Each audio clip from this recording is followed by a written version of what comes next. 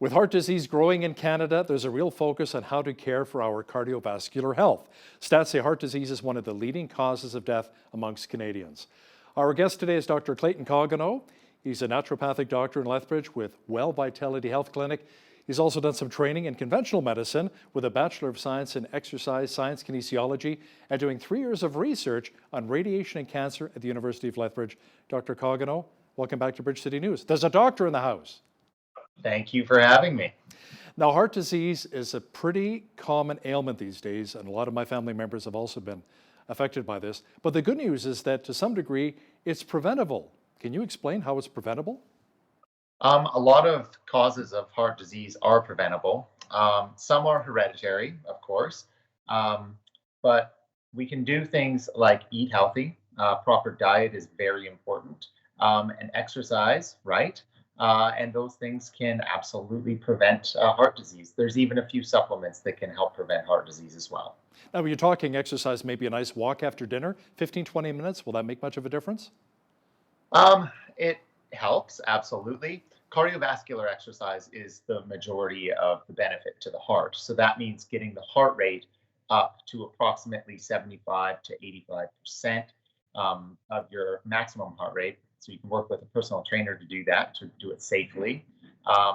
And that cardiovascular exercise is the exercise that's going to mostly strengthen your heart, lower cholesterol, and prevent the cardiovascular disease. But the walking after dinner is going to also provide you with many benefits too.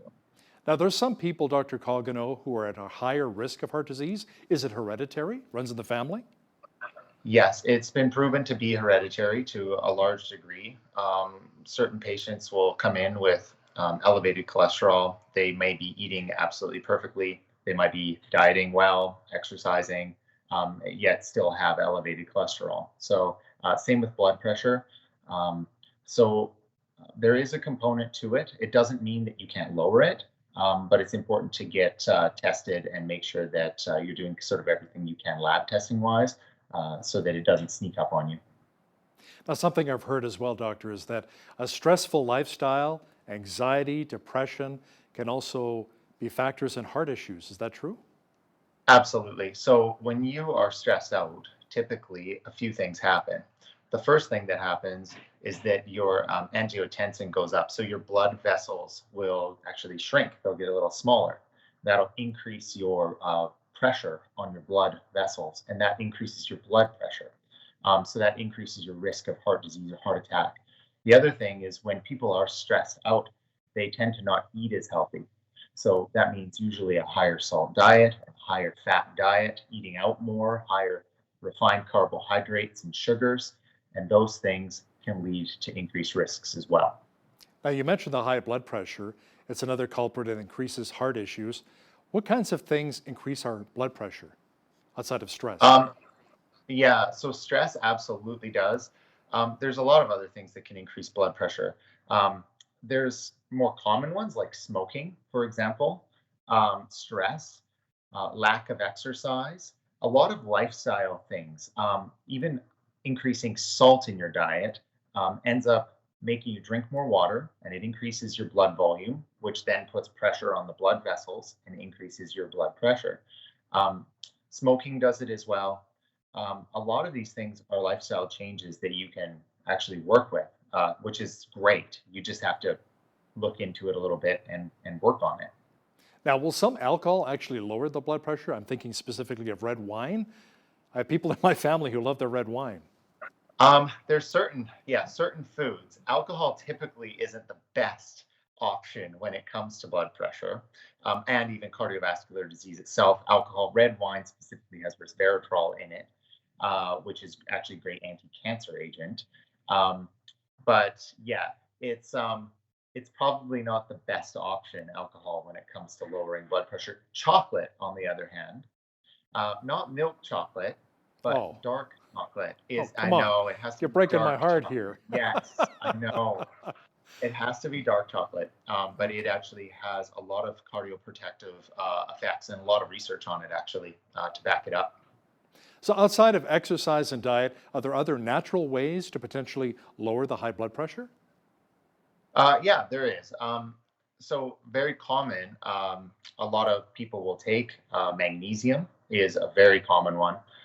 It will vasodilate or open up the arteries, and it works actually really well. We can even give it intravenously in certain more extreme cases, and it's quite fast. Depending on the form, though, you want to take the right form of magnesium to do that. Um, Other things that can lower blood pressure and even just help with cardiovascular stuff is like CoQ10, garlic, serapeptase. There's a lot of things that you can do lifestyle and supplement wise. Um, you can decrease stress by doing yoga and meditation. A lot of these things will activate your parasympathetic nervous system or the nervous system that calms you down.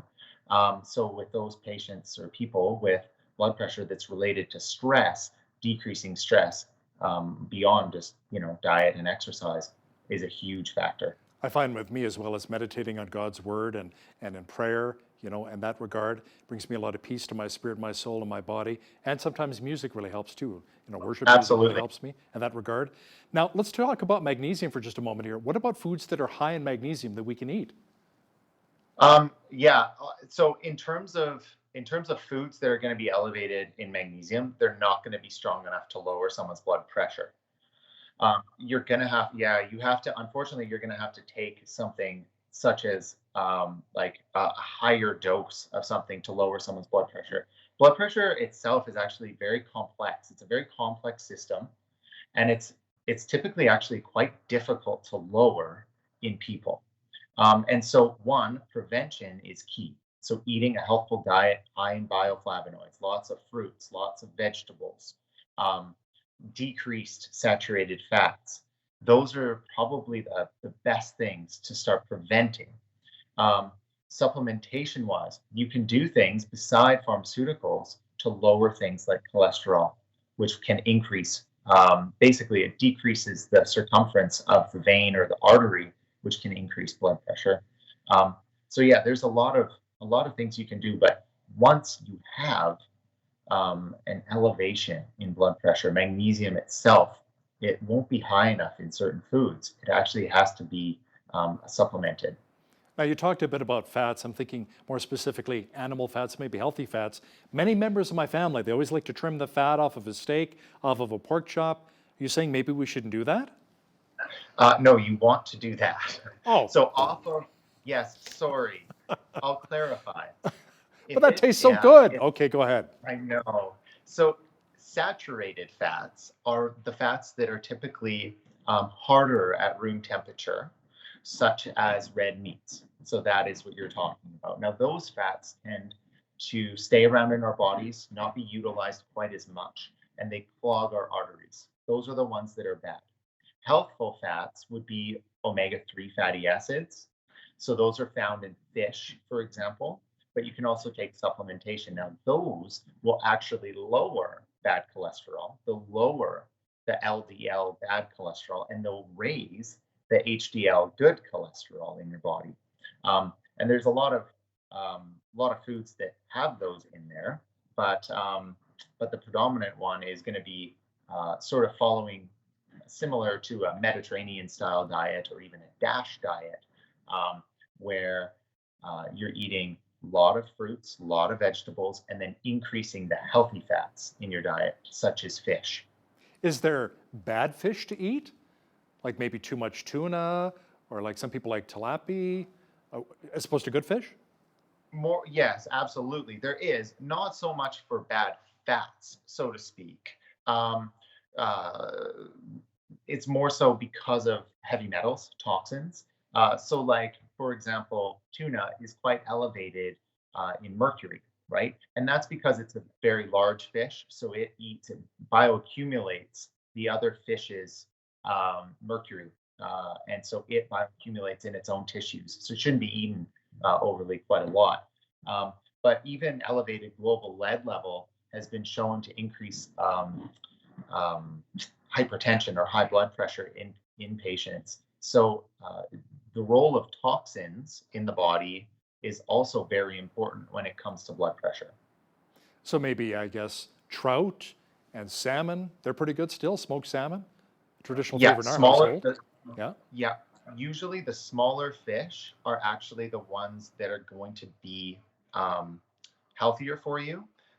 So when we're deriving, for example, an omega-3 supplement, typically they're using sardines and anchovies to obtain that omega-3 because you get less bioaccumulation of toxins in the oil. And because fat can store it, you want to make sure that you're eating smaller fish, not bigger fish. How about shellfish like crab and lobster? Do we still find the omega-3s in those? Not as much. No, they are high in protein, but they're not high. They're delicious too, but they're Yes, they are. but they're not high in the omegas like salmon would be. Okay. How about natural supplements that can really reduce the risk of heart disease, Dr. Koganow? Okay, so beyond omega-3s, which are probably one of the primary ones, one of my favorite that I like to suggest is actually, it's called Crataegus. It's hawthorn.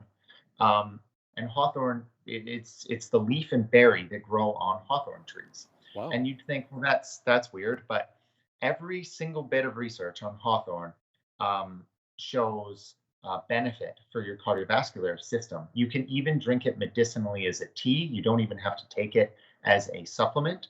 It's safe in pregnancy, is how safe it is. So that's when we know something's extremely safe, is when it's safe in pregnancy. But it vasodilates, so it helps to lower blood pressure. It is a cardiotonic, so it strengthens the blood vessels and strengthens the heart muscle itself. And it can even help to regulate the heartbeat itself if you have an irregular heartbeat. Let's talk about the body mass index. Sometimes I think that can be really misleading, especially for people who work out and they've got, solid muscle mass. Somebody my height, 6'4", it says you should be about 180, 185. I was that in my playing days when I played football in high school. I was a bone rack. You could count every rib on me, right? But now that I'm over 200 pounds, 230 or so, I feel good, I feel strong. But it says, no, you're way over, you're obese. And I'm like, what? Come on. How much stock do you put into that for heart health and BMI? Yeah, it's important. It absolutely is important, but it isn't the be all end all because there's a lot of people out there nowadays that are working out. And so therefore, they're perhaps not very tall, but they weigh more because muscle weighs more than fat. And so we have to take that into account. So if I see a patient that's lifting weights and is otherwise very healthy, but their BMI is over, then we can correlate that with saying, okay, no, this person actually has a large, what we call fat-free mass, meaning more muscle, more bone density, and their risk is going to be lower. Now, if I see someone that comes in that's sedentary, that doesn't move, that's not exercising, that isn't eating right, and their BMI is elevated, then you know that that's going to correlate very clearly with an increased risk of cardiovascular disease. Now, we only have about a minute left here, doctor, but what would you say to somebody who's older, maybe thinking about starting an exercise regimen to get their heart healthy once again, maybe improve their bone density, which is important as you get older? How would you maybe get this person to start working out? What's the first step for that? Well, I think you want to be safe with it. So I think it's an important thing to start slowly. If that person has never really worked out or exercised before, they could get a personal trainer or come for advice to a professional, to their medical doctor, getting lab testing, making sure that things are good internally, making sure that they're able to do that exercise. It's important. I think the number one thing though is that they find something that's fun for them, because that's really the biggest issue with patients' compliance to exercise is that they feel like it's an extra job. It's not something that they enjoy doing. So you want to start slow, but you also want to find something that's enjoyable to do. Yeah, like cross-country skiing in the wintertime, maybe lawn bowling or playing tennis in the summertime or golf. That's good too, right? You get your cardio in, you get some few good swings in. That's right. It's good to get outside especially is nice right now. That's awesome. Thank you so much for your expertise today, Dr. Koganow. Clayton Koganow is a naturopathic doctor in Lethbridge with Well Vitality Health Clinic. We appreciate your time. Thank you so much for having me.